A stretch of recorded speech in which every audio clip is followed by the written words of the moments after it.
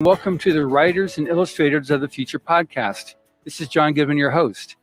This podcast is dedicated to the aspiring writer and artist and will provide inspiration and tips from top professionals in the field. Today's guest is Pak Gallego. Hello. Hello, and he's a board game designer for 10 years. He's from Barcelona, Spain. We met here in Frankfurt, Germany at the Frankfurt Book Fair. And I'm very excited because I've not talked to somebody before who is a game designer specifically on cards and board games. So welcome, Pak. Hello, and welcome. And I'm happy to be here. Great. Yes. So he's obviously Spanish. And so we're going to make this go because there's a lot of listeners all over the world. And I want to address this subject of gaming, because there's a lot of people that want to become creators of games, whether board game or card game. So to begin with, tell me a little bit about yourself and your company, GDM Games. Yes, I started as a gamer, as a player, and I played a lot of card games. I can remember the start of Magic the Gathering, of BTs, and playing and be on the top of the world players. And after that, 10 years ago, someone told me, okay, why you don't do your own game? And here begins GDM Games. I started with a game, the name in Spanish is Guerra de Mitos, in English is Myths at War. And it's a kind of collective card game, a CCG. And after 14 expansions, with different mythologies. It's a game about mythology. We started with Japanese and Norse, then the Mexican and Greek, and a lot of mythologies inside the game. So as there was a lot of Spanish other authors wanted to be published, and then I started the company GDM as well, with taking the name of the first game to start making more games and more kinds of games. Good. It's interesting you talk about this because Larry Elmore is an artist. He's one of the judges for the Illustrators of the Future contest. And he was one of those that first created all the art for Dungeons and Dragons. And maybe you've heard of that game. It's possible. Yeah. Yes. Sure. And so he's very famous. But again, I've never talked to somebody about games and gaming. So I guess the first thing that I'm interested in is, I guess it's important to yourself to know games. So on doing games, you have art, but also there's the whole strategy of the game too. How does one create a game? Yeah, it's something really in the middle. When I start, I know I want a collective card game. It's a game where you can choose your cards. The first one was Magic the Gathering, and the author, it was playing a poker play, and he get angry, and he said, "Okay, if I can choose the cards, I always win in this game. So this is not a funny game. So I'm going to create a game where I can choose the cards I'm going to play." So basically, the collective card games are games with 100 of cards.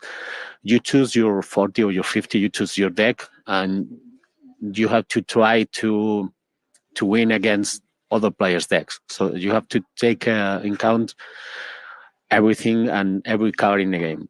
So what I do, I choose mythology because I really like mythology, and it's a free license with a very of background on the rear, and we create something again with where God came to the actual world, and they have to win power.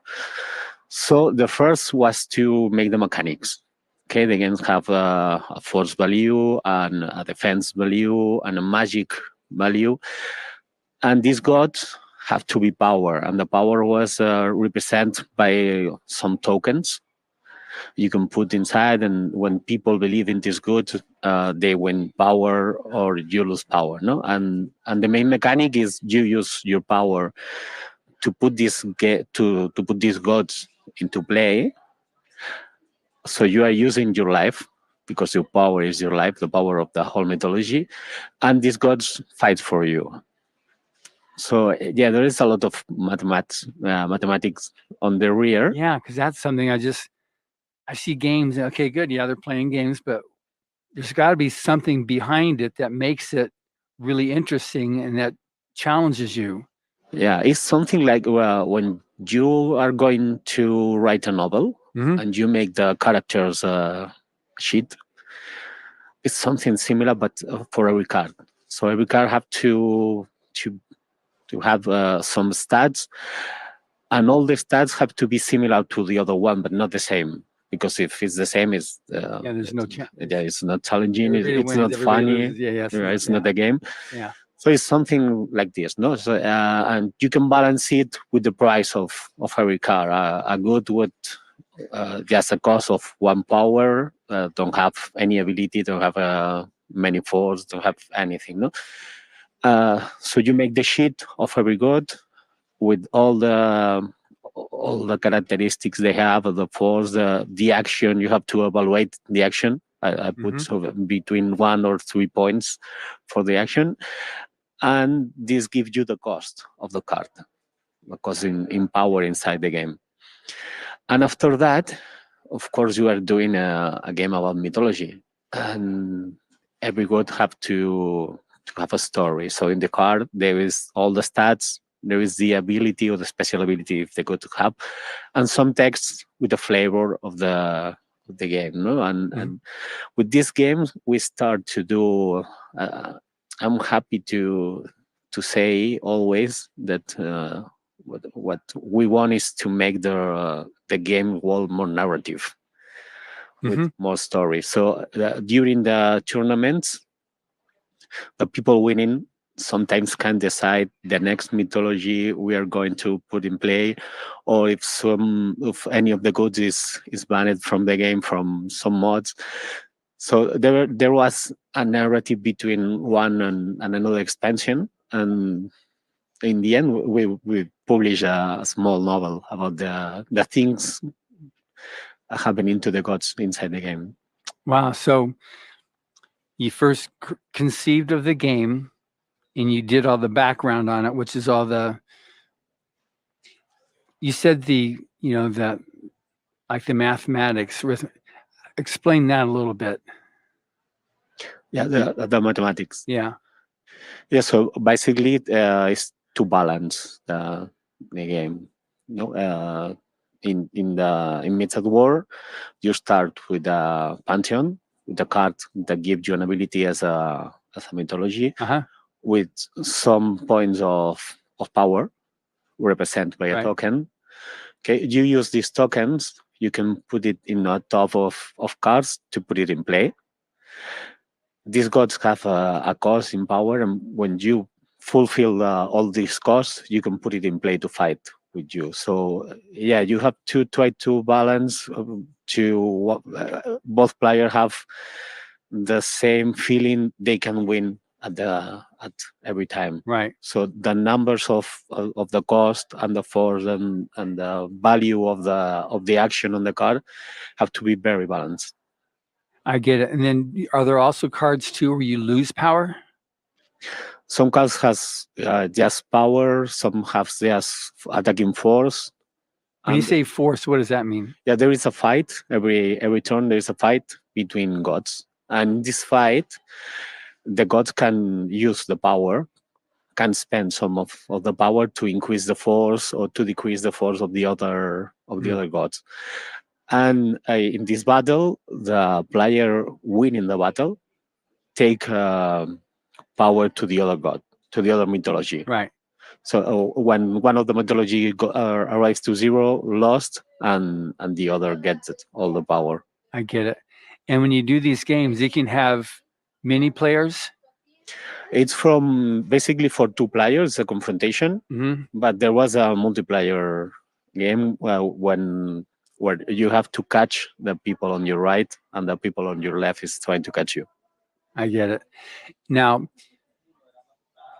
I know, and I found in some of the books that we publish, because we publish all the fiction books of L. Ron Hubbard, and we have one book called Mission Earth, and the narrator, or the person who's talking, that is actually a bad guy. It's his confession, to all the crimes he committed.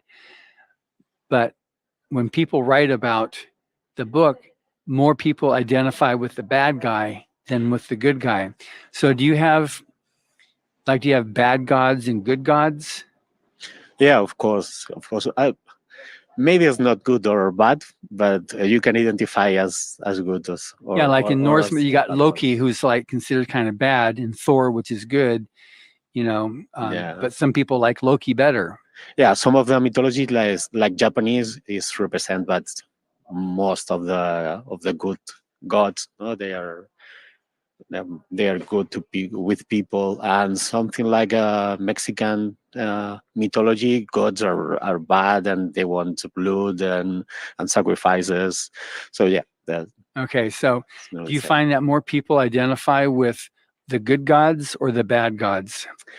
I think it more with the goods, but maybe it's not so far. Maybe it's a 60-40. Wow, yeah, because I'm surprised, because I like to identify with. I'm an optimist, and I like to think that things will come out good in the end. But some people are like, nah. No, it's one of our last games that is based in a novel is called Wahoot, and it's a game like chess, Chess. like chess. It's a family from chess, and confrontation is not needed at all. You have only to take your army and go to catch this beast called Kahoot. But people, when play, always fight, always. And Yeah. and I said, okay, confrontation is not needed. You just have to catch. But when you're in the way and there is another army in the same way, you want to You want to fight. So fight. yeah, there is a bad sensations always on the rear. Yeah. So now, how long does it take to create a game? It depends. And one of the things that I like to do is to make some series. It usually takes me about 1 year with testing, but before this year, until you have the inspiration of what you want to do, sometimes it's just 1 week or 3 years or four. No, when you find it, yes, 1 year of development of the mechanics.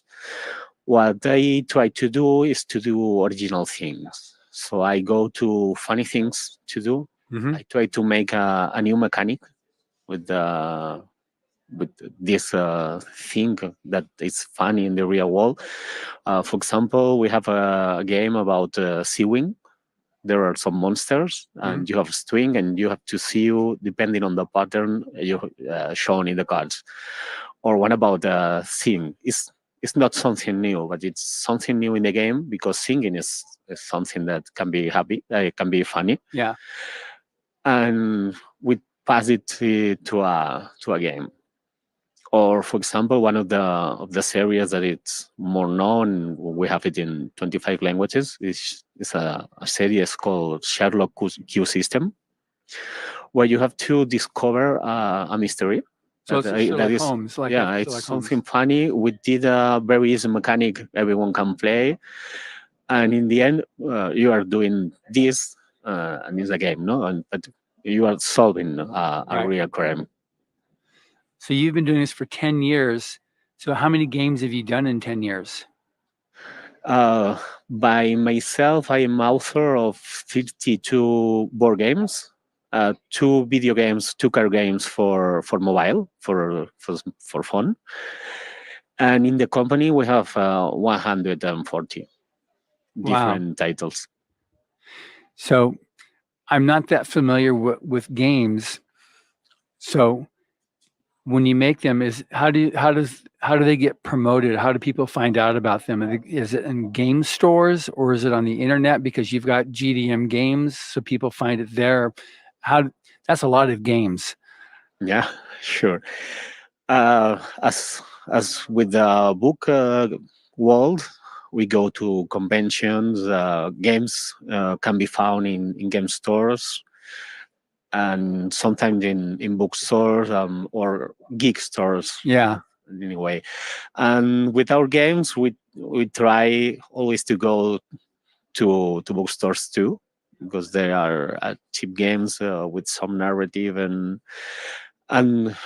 of course this is in Spain. I came to Germany a lot of times to game fairs. Some of the games are multi-language. We publish 4 or 5 languages in the beginning, but with the more narratives, what we do is to find partners. For example, Sherlock in USA is called the Sherlock Files, and it's done by a company called Indie War Games. And it's quite different, but yeah, maybe you can't find GDM on the box, but it's still our game. I think it's something very very close to book world. Yeah. So, I mean, I see people and I hear people, and games is board games, and I used to play like Monopoly, and some of those. This is back when I was a wee one, and so I never got into. And the first breakout board game was, and card game rather, was Dungeons and Dragons, and that was, people really get into the whole beingness of their character. So how much of it do people with your games, do they do costumes? Do they do other things where they start becoming those gods or those characters? Yeah, of course. And we also have something very close to RPG, to role play games. Yeah. In fact, we do. We have 2 role play games for children. One about pirates and one about time traveling. But we have something very close that is a murder mystery. And everyone had to represent one character. And of course, we want the people play and do the whole costume. Yeah, sure, because it's more immersive. You are more into the character. Yeah, and it's very funny. That with this series, it's for 7 to 9 people playing, and when we publish it in Spain, some people say, "Oh, it's too much," and we don't have all these friends who play. But when people play one, they want to play all the series. Good. So you mentioned, and I know that you have to keep on creating new levels or new layers for a game, because once people master it, it becomes boring unless you give them the next challenge. How does that work? No one have to master in this kind of in RPG. Yes, you have to master. But the main thing we did with the murder mystery is a mechanic with cards, in order no one needs to master, so everyone can play and it's funny for everyone. So you can keep on playing it over and over and over again. It doesn't run out. Yeah. I think from 10 years ago, people was more into read the instructions, and I think now we need to make it more easy for everyone. One of the keys of in the company is to make very simple rules with deeper strategy and with some narrative, but the rules have to be very simple because people don't want to waste 1 hour reading rules. Right. So, yeah, I was just curious because, like, for me, I want to read the rules and I want to be able to make sure I get it right and know things. And so to get started in a game, the simpler it is, I guess, the better it is accepted. If it's simple to understand to play, but complex and I think it's is the point you have to go if you do a board game. Of course, there is another school trying to make very board games, overproduce board games. No? Sometimes to sell it in Kickstarter, so it have to be Yeah. big to. Yeah. And these people try to make a lot of examples and a lot of things in the rules, but I think the good point, and for people living now that you don't have the attention for more time, rules have to be very simple, and then you play a lot of times and you discover more things into the game. No, it's That makes sense. the design have to be I like to say in some levels. No, when you play the first time, you can play just putting the cards on the table, but you learn while playing that there is a lot of more strategies you can do, and you try it later. I get it. So now, like your top board game is, what is it? Is the Sherlock one? Yeah, it's the Sherlock one. So when you start with Sherlock, then do you come up with Sherlock 2, Sherlock 3, Sherlock 4, or are there different levels or different things that you add to it? Yeah, we start with 3 cases of Sherlock. So there are 3 stories. So we have writers working for, Oh, good. Yeah. So this is the for the part Sherlock that, series. hey, listen up, everybody. This is where your cue now as writers. Yeah, and we started with 2 medium level of investigation and 1 hard level. Yeah. But after that, I think it was the number 12. I think we did a Far West series. We print by 3 because to make or to have more position in the with the display in the Right. stores. Sure. Okay, good. So we print 3 by 3, but we did 3 about the Far West, and then about the Middle Ages, and now This is all Sherlock. all Sherlock. Yeah, Okay. yeah, it's investigation. Yeah. In fact, the real name is Q System, but we changed it after the first one, as we were nominated to Spiel des Jahres, because it's one of the biggest awards in the What's the in word world. called? What's it called? The name is Spiel des Jahres. It's a German award, Okay. and we changed to Sherlock because people know that it's an investigation. Yeah. Know that it's something. The first name was Q System, and the Q was I don't know the word. Well, Q is the Yeah, a lens. yeah, a lens. lens. Okay, good. Yeah. So that's fascinating. So you've won a major award for this, for your Sherlock game. Yeah. We have 30 different cases. We are in 25 languages, and we have sold 1.5 million in. And Sherlock, it was born 5 years ago, and it's still growing, and it's still our all partners are still asking for more and more More cases. Yeah, and it's very funny to have one of these series, no? Because the company goes along with the series, and you can do other games meanwhile. Yeah. So how many books are connected with your Sherlock series? Books with Sherlock's, there are none. But for example, with another series we have that is called Justice, where one of the players plays as a lawyer, as a defense, and the other is the fiscal, and you have to make a representative. All the other players are a tribunal. One is based on Jack the Ripper. Mm-hmm. The second case is based on Arthur Conan Doyle, when he come back and he write the Dog of the Baskerville. Another writer says, "Hey, this is my book. Is not from Conan Doyle, and this guy died 1 week later. This is a real case. Of course, the game is only based on the case, and you can choose Conan Doyle for this murder."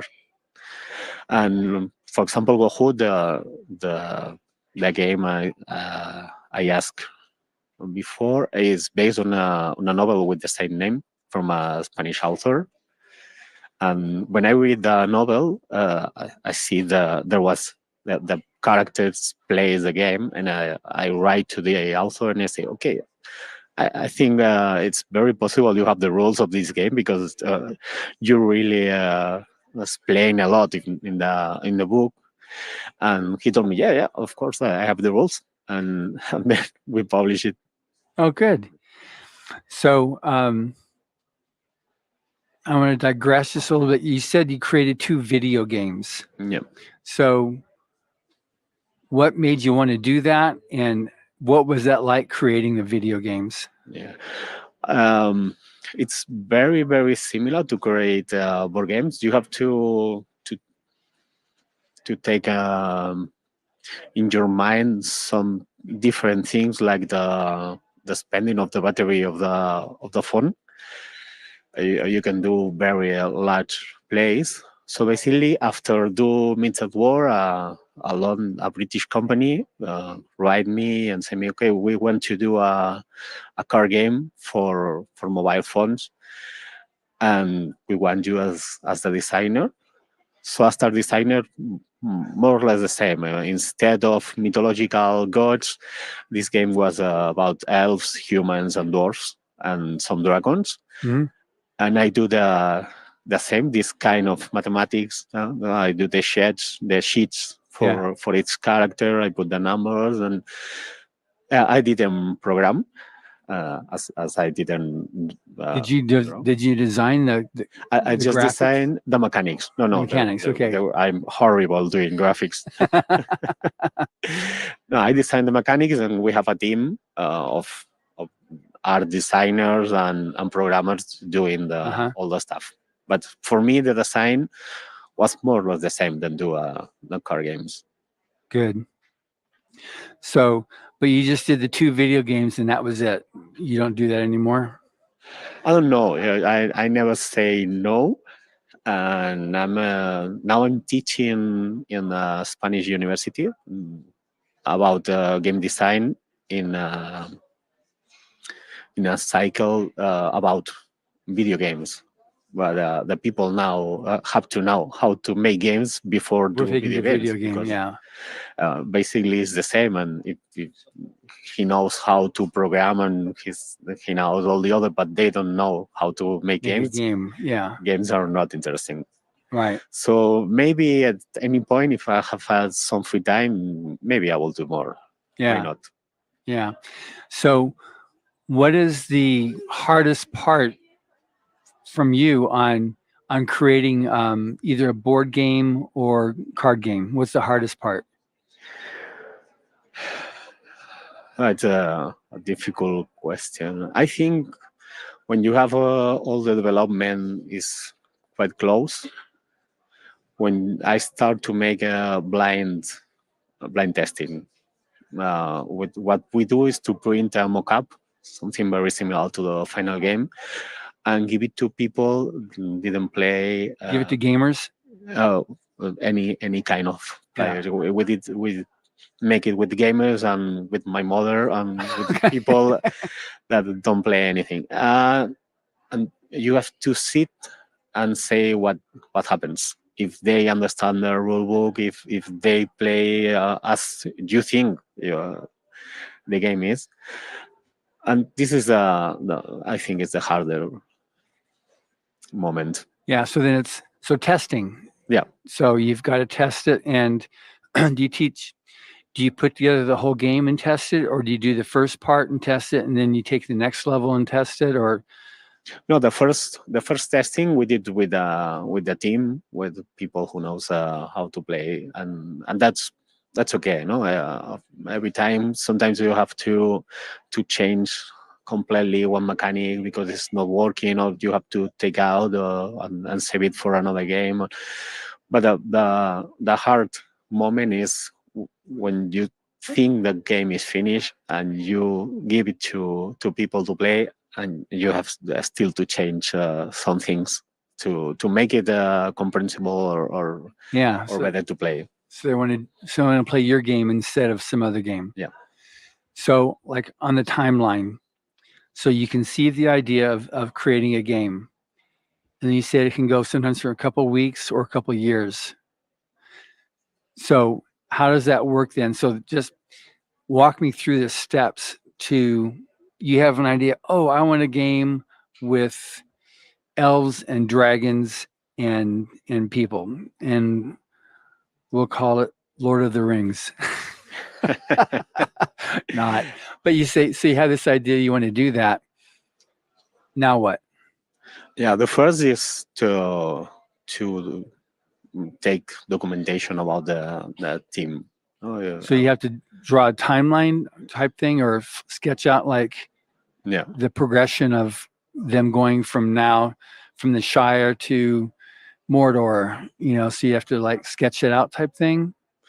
Yes, I make a schedule. I never was on the timeline. Okay. So the first is to know which kind of game you want to do and choose the mechanics. For example, with the Sea-Wing game, we know we need some things to see and the string. Then you test the characters you choose the characters you want to put. In the case of elves and dwarves and everything, maybe you have to make some documentation about this wall, or if it's a game about Lord of the Rings, maybe you have to read before the book, and you have to take some notes about the characters, about the things you want to be inside the game. For example, if it's a card game where characters have to fight, maybe you want to add some cards that are events that when it's revealed, something happens. No, and this can be important moments in the book or in the film. So first you choose all these things, then you make a first prototype. What I do is put in paper, in some cards, and I try by myself in order to see everything apparently works. After that, test with player teams, with sometimes with other game authors, to see if it works. You do a lot of changes between this process, and then it goes to the blind testing when with other things, and after that, usually Blind testing, that means you just give it to people and let them do it without you watching. and you say nothing. Okay, got And it. you have to be there seeing what they do with your game without saying nothing, without saying, oh, you're not playing it right. No, if they are not playing right, it's because of you didn't put it right in the rules. Yeah. After that, you do a mock-up with some art, some artists. Sometimes you have to reduce the production, because you have to take in your mind what's the public of the game, and usually you can't do games with $40 MSRP with a big box for children of 8 years. No? So you have to try to arrive to a production schedule depending on the public. Yeah. You're going to go. Sometimes you have to do some changes.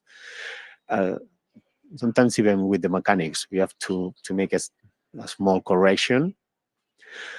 And after that, we do the last testings and all the art. We have some artists working. Yeah. So in the art, so you've got. Is it all like like Photoshop type, or is it done how? No, it's done by illustrators. We have 2 or 3 illustrators that are always working for the company, for GDM, and sometimes we choose new illustrators to try, but always by illustrators. We make a list of everything we need in And so they paint it. They paint each. Yeah, they paint it by hand. Some use Photoshop too. Yeah, of course, but usually we like painted. Sure. And then, so if you're using painters, it means you're not using AI. No. Good. More power to you. Yeah, I think it's going to be a tool for writers and for artists, but I don't think it's going to replace the artist. No, Uh, I certainly hope not. I like the real thing. I mean, I know for us because we have the Illustrators of the Future contest, which I've shown you a little bit about, and we have it set up there so where someone it's for people that want to be artists. They want to be able to paint or draw or something like that, and not learn how to give prompts to a computer. And so, what we do is we ask for layered files of the final thing sent to us if there's any question, because a computer won't give you layered files. It just gives you the final thing. So we can always tell if something was done by the person or not.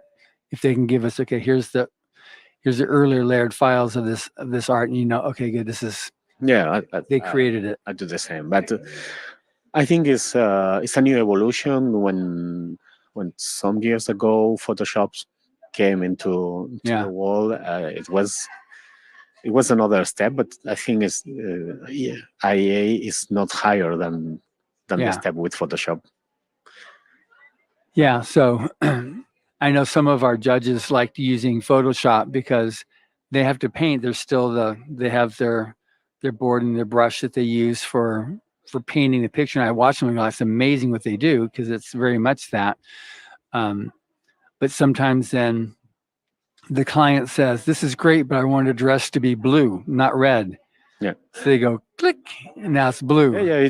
It's a very useful tool. Yeah. Yeah. But some of them like to paint the painting, and then they scan it, and then they can make the tweaks based upon what their agent or whoever says to do. So now when you do the cards are like, what, 3 inches by 4 inches, the size of the cards? It's poker size. Okay, good. So poker deck. So the paintings, the illustrations that you use, are they like bigger and then they get reduced down, or they actually paint them to the size of the? No, they paint it in bigger size. Yeah, and then after that, for promotion and for it's better. And I think for this kind of cards that it's poker size, they do like an A4, so it's 4 or 5 times the size of the card. Okay, and then because that's another piece of it too. Because I've not done this interview before about card games, so now I've got. Now, what about this and what about that? So you paint it so it's A4, which is, I guess in the U.S. that's bigger than this. Mm-hmm. Yeah, so it's like this size. Yeah, so in America or in the U.S., that would be 8.5 by 11 inches, which would be that equivalent of size. And then you then shoot it down, but you can also have then that art for use in promotion and marketing material. Yeah. So you do, how many cards are in a deck? 50? Depending on the game, the usual we do, because of the printing sheets are 110, is 55 cards. But with the Sherlock lines, it's 33, because we put 3 games in a row. That's why we print 3. Mm-hmm. And in this game, there are some different kind of cards. There's no illustration in everything, and the illustration makes the difficulty grows, because in Sherlock you have 32 cards. 16 of them are relevant to resolve the case. 16 are not relevant, but everything is true. You need to have that, because and the clues are where they're in text. Can I open this? Yeah, that's for sure. When clues are in text, are very concrete. No, the writer takes the book and throw it to the floor. But when you do in a picture, you have to know what the clue wants to tell you. Okay, maybe you see there is a writer, or you didn't see the writer, and he's throwing something to the floor, or maybe you put your focus in the teacup that is in the table. So pictures in this in this kind of games makes the difficulty really grows. Good. So I'm just opening up a deck here of Sherlock, and so there's various kinds of cards here. So you've got, these are clues. The clues. Those are clues there, and then that's also a clue. Yep. Okay, you got clues, and then you've got. Yeah, this is a picture, Okay. and you don't know what the picture wants to tell you. It may or may not be. It may or may not be relevant to what you wanted to know. I get it. And then more clues. And then this is, so this gives a fact, but you don't know if it's a true fact or not. Yeah. Wow. Everything is true, but some things are not relevant to solve the case. Oh, I get it. With these cases, this is a writing experience quite different. We have some book writers doing cases. Uh-huh. And the first you have to do is to make the 16 good cards. So you make a story, you make a mystery in 16 cards. And the other 16 have to be second options, and you have to close it. For example, you open the option that the waitress is the assassin, but you have to close it in another cards, put in a alibi. Yeah. In other of the cards. So it's a kind of writing very different because you have the whole story's there, but it's broken into different pieces. Yeah. And that's for a mystery. It's obviously that's a mystery game. Yeah. For example, in the murder mystery cases, everyone have a public information that have to introduce to the other player with this public information, and you have your concerns and you have your goals in the games. That is a full history, and what the game do is cross these histories. But it's like write a book, but with the information of every character separate. So it's cute in an history. So it's all this. So it becomes a mystery because you have to connect the pieces. Yep. With the game. What you do in the game is connect the pieces. So if you are, for example, a professor, you are looking for a tablet, and other players know about this tablet. So you have to find who knows about this and make the story and put it together. And figured and then work out. Yep. That it was Professor Green with the candlestick in the study. Yeah. That's the game clue. Yeah, but you are the professor, and if you want to go to the parlor, you take a card of this place and you see what's inside. I get it. And then how do you win then on the game of Sherlock? How do you know when it's over? When you have what you do in the game is to choose. It's a cooperative game. Everyone plays against the game. What you do is to choose what clues are good or not, and you put it like in the crime series. You put it in the table, and you read what you think is the good clue, and you discard all the others. So in the end, you have to make a theory between all players, and you open the rules, and there is a question. There are here's the question. 10 questions here, and you have to answer. Oh wow! So then with this one, this is the one for Sherlock, and so each question you solve right gives you 2 points, and every clue you put in the and inside is all the solution. Oh, there's a solution. Yeah, every clue you put that it's irrelevant take you 1 point out. So you have to try to not to put a lot of cards on the table, but you have to solve it. So the game's over when it's been solved, and then whoever gets the most correct pieces of it, whoever has the most points then wins? We get the points, and we see if we are Sherlock Holmes or Mycroft or Lestrade Inspector. But we are a team. We have to solve it. It's a team solving it. So it's not like you win and I lose. It's like the game wins or we lose. or we mess up and we don't get it. And then once you're done with this, then once you played this game, then this one's done and you're ready for the next deck. Yeah, and you can share it with a friend. It's like a book. Yeah. Good. So this is sold 1.5 million copies. Yep. I mean, it's one of the best genres for books, mysteries, so that it makes sense that it would do well. So, all right. So we've gone over now what you go and like the hard parts on it. So with this game here, it's just a matter of coming up with more stories, use more mysteries. Okay, now we're going back to, he's got to figure out how did the dinosaurs go extinct or whatever whatever the mystery is. Yeah, well, people is buying mysteries and asking for more mysteries. We're going to do more. And there is a lot of people that can create stories for the game. We have Marty Lucas and Josep Izquierdo that are the first doing the game and the first guionist. Mm-hmm.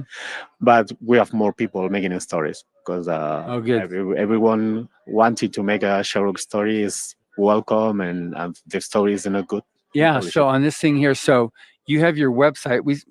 We have about 15 minutes to go here, but you have your website that's GDMgames.com.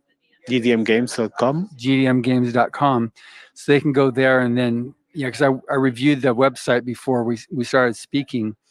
So if somebody does have ideas about a Sherlock story on this, so they would then write to you. Yeah, you can write me. My mail is in the website in contact, and yeah. So, I mean, that's fascinating. On that, again, I know nothing about this. Now, this is a card game. Now, what about board games? How is that different? Just the components. With the board game, you have more things to do. The mechanics are sometimes different. About our board games, we have we can do some things with cards. For example, the game I say is like chess. You need a board and you need some pieces, but I really like card games because cards are very versatile. You can do a lot of things with cards. You can put on both sides. You can put it. You can flip the card to represent one thing or not, or flip it or put it face down to represent some things. So this is all like playing cards. Yeah, these are playing cards. This is one kind. So, but that what you're saying is different. What you're saying there, so like this only has on one side, but you have some cards where this side would be one thing and the other side would be something else. Yeah, in Sherlock, the rear is just a rear is some art, but with cards you can do a lot of things. Wow! You can even fold it to. There are some games where you can fold the cards, and you have to build a kind of like a card castle. Of course, if the game needs more, so you can put a board and you can put some pieces, or you can put strings, or because I see at conventions like Comic Cons, I see people line up to buy the pieces, for games, for board games. Yeah. And they spend a lot of money to buy those pieces. Yeah, 2 weeks ago there was a Essen fair here in Germany, and there was 200,000 people wanting to buy, and it's crazy. That's totally crazy. And in USA you have Gen Con in Indianapolis. That it's impressive. So have you been there? Yeah.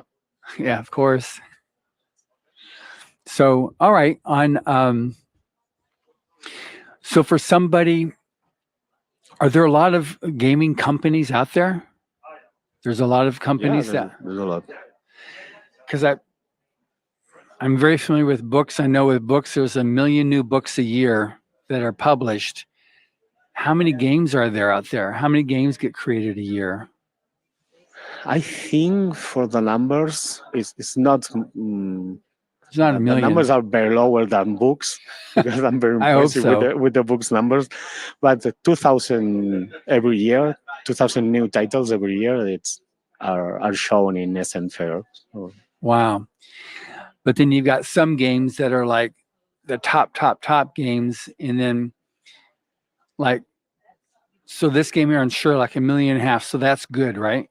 Yeah, that's good. That's not the best. I know you got some of these. Yeah, Hero Quest, the Shadows of Catan, Carcassonne, or Double are very good sellers around the world.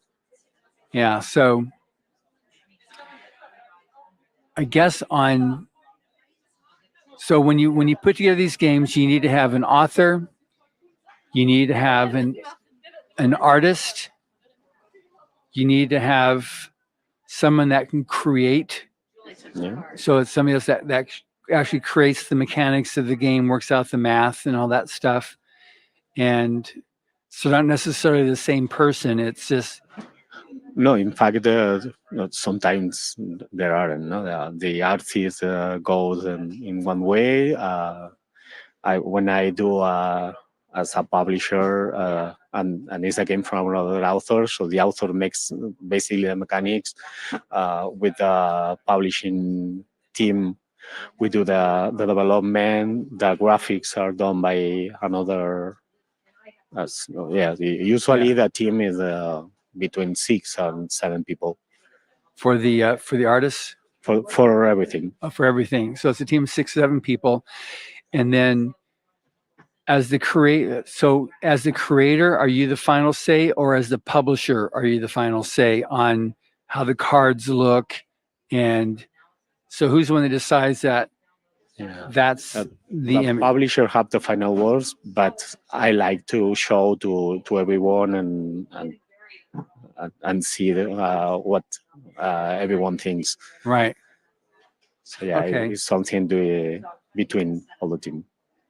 And so, yeah, because I'm trying to conceive this idea, because again, the writers of the future, and for those that aren't familiar with it, that was a contest that was created by L. Ron Hubbard in 1983, and he himself was a very famous writer of science fiction and fantasy in what now is known as the golden age of science fiction. So he started the contest after he released Battlefield Earth, and so we've had upwards of 1,000 people that have won the contest and then have had the opportunity to have a career launch in as a writer or an artist. And so with games and with card games, when I found Pac, I really wanted to talk to him about this, because this is something that we've not addressed. But like you said, there's that many games a year, so that means there's that much need for writers and that much need for artists to be able to contribute and to be able to maybe find that as an industry to be part of. So does someone just go to a website to find out, game designers, or how do you search for this?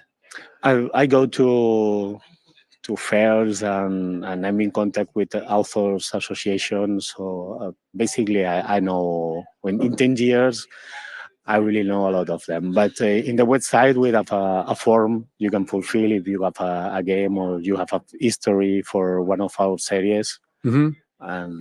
And sometimes we open in social network, we are open to receive new prototypes. I'm in charge of one of the prototype contest, the biggest in Spain. That is, it's do it with Berkami, that is a crowdfunding platform. We do it together, and yeah, I maybe I play test like 300 prototypes in a year. Wow. So then I guess there's gaming companies in every country. Yeah, of course. See, So the biggest countries would be probably United States, Germany. Germany, we sell a lot in Russia. Really? Yeah, Russia, China is a very big Market. market too. I think it's worldwide.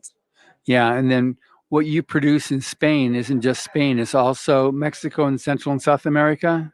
Yeah, we are selling in Mexico and Chile, Colombia and Bolivia, and maybe from Chile they are distributing to other countries. But Chile and Mexico is there's a lot of people playing, and also Brazil.